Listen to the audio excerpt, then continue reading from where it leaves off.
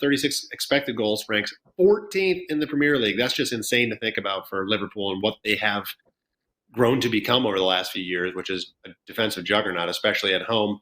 But at least at home, they have performed better. They've allowed only 9 goals in 11 matches at home this year. So it is much, much better. In the group stage, they did very well at home. They won all 3, 2-1 versus Ajax, 2-0 Rangers, 2-0 Napoli. And we know how good Napoli have been. Obviously, we just talked about them. So that's a very solid win. So defensively, they can turn on for this competition. So I am a little bit, even though I've mentioned the numbers, how bad they've been in the Premier League, I'm a little bit, I don't want to say throwing them out the window, but expecting them to do a little bit better here in this situation. Leg 1, these are 2 obviously very, very big clubs, tons of history. Final last year, Real Madrid obviously took 1-0.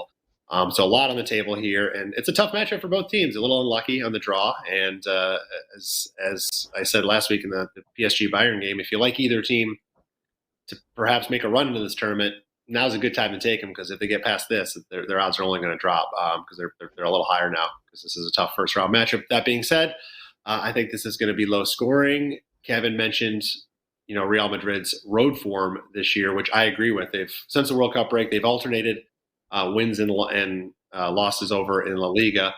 And the one thing that has been there, though, even when they are losing, is the fact that they are playing well defensively. 4 of their 5 away matches since the break have stayed under 2.5 goals, and it's all because of their defense. When they're losing, it's just because they're simply not. And I think that's a possibility here where Liverpool can keep them to 1 goal or maybe even no goals here. So unfortunately, one of these teams will be eliminated after these 2 legs, but I don't expect a lot of fireworks until that second leg. I think both teams are going to take it rather cautiously here.